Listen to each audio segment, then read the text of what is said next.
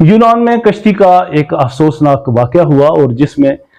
नौजवानों की एक बड़ी तादाद जो थी वो हलाक होगी। किसी भी मुल्क के लिए ये एक बहुत बड़ा सानहा था, क्योंकि इतनी बड़ी तादाद में नौजवानों का मुल्क से मायूस होके उस मुल्क से निकल के किसी दूसरे मुल्क में गैर कानूनी तौर पर दाखिल होना और इसी सिलसिले में उनकी जान का चली जाना एक बहुत बड़ा इंसानी अलमिया और वाक़या था। अगर ये किसी और मुल्क में ऐसा होता जहां हालात थोड़े से हमसे बेहतर होते तो वो मुल्क बाकायदा इसकी इन्वेस्टिगेशन करते कि इतनी बड़ी तादाद में नौजवान क्यों मायूस हो रहे हैं और क्यों मुल्क छोड़ के जाना चाह रहे हैं, और पैसे दे के उन्होंने एक तरह से मौत को गले लगाया है, और ऐसा क्यों कर मुमकिन हुआ। लेकिन हमारे यहाँ सहाफत का दावा करने वाले बड़े बड़े मीडिया हाउसेस और बड़े बड़े जर्नलिस्ट से ने इतनी जहमत नहीं की कि वो हादसे की जगह पहुंच जाते, वहां से वो दुरुस्त जो मालूमात थी वो हमारे लोगों तक पहुंचाते ताकि अंदाज़ा हो सकता कि क्या कुछ हुआ है। सब ने इंटरनेशनल जो न्यूज़ एजेंसीज थी उनकी न्यूज़ को ही आगे बढ़ाया और खुद जाके वहाँ कोई इन्वेस्टिगेशन करने की कोशिश नहीं की, जबकि अपने मुल्क में इकरार उल हसन की तरह बहुत सारे लोग हैं सरेआम प्रोग्राम करते हैं और बड़े बड़े माफियाज को बेनकाब करने का दावा करते हैं। लेकिन इंसानी स्मगलिंग एक ऐसा घिनौना जुर्म है जो हमेशा से होता रहा है और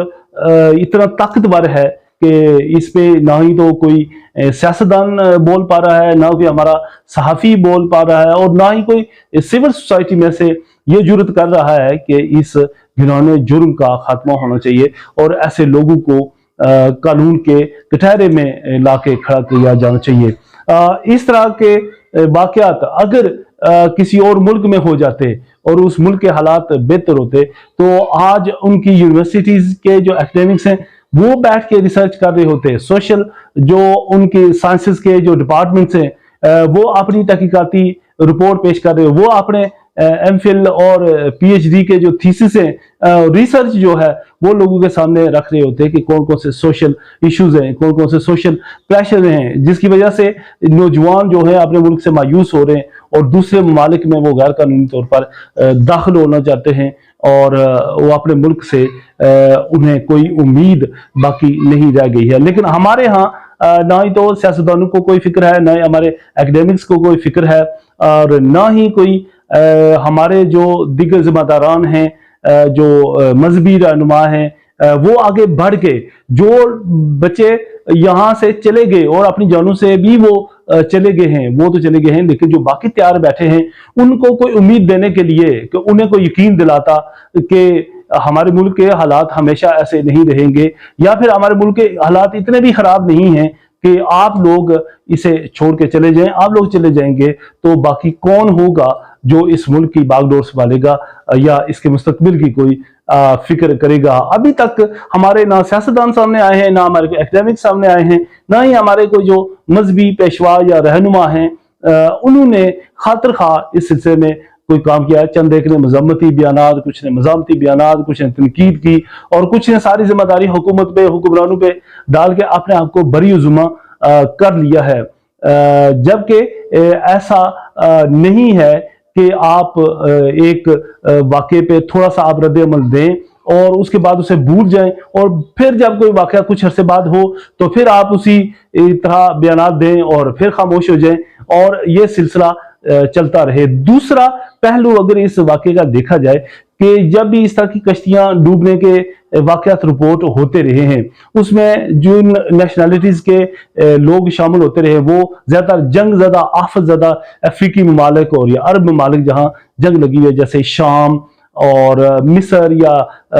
यमन या इस तरह के जो ममालिक के जो बाशिंदे हैं उनकी खबरें आती रही हैं कि वो कश्ती डूब गई या इलीगल उन्होंने बॉर्डर क्रॉस करने की कोशिश की, और उन लोगों के साथ हमेशा जो खबर आती रही है वो पाकिस्तान के लोगों की शामिल होती रही है कि जिस जगह भी जो इलीगल माइग्रेंट्स पकड़े जाते रहे उनमें पाकिस्तानी जरूर शामिल होते रहे। लेकिन इसके साथ ही अगर हम देखें हमारा हमसाया मुल्क हिंदुस्तान जो कि हमारा दुश्मन भी है, और जहाँ अलहदगी पसंद तहरीकें भी चल रही हैं, और हमें यह भी पढ़ाया जाता रहा है कि वहाँ जो है गुर्बत हद से ज़्यादा है, आधी से ज़्यादा आबादी सड़कों पे सोती है, उनके पास मकान नहीं है, खाने को रोटी नहीं है। और उसके साथ साथ मकबूजा जम्मू कश्मीर जिसमें हमेशा जुल्म होता रहा है, तो वहाँ का कोई एक बाशिंदा भी इस तरह से जो ह्यूमन स्मगलिंग है उसमें मुलव्वस नहीं पाया जाता रहा, और ना ही वो लीगल बॉर्डर क्रॉस करते हुए पाए गए हैं। तो ऐसी क्या वजह है? या तो वो लोग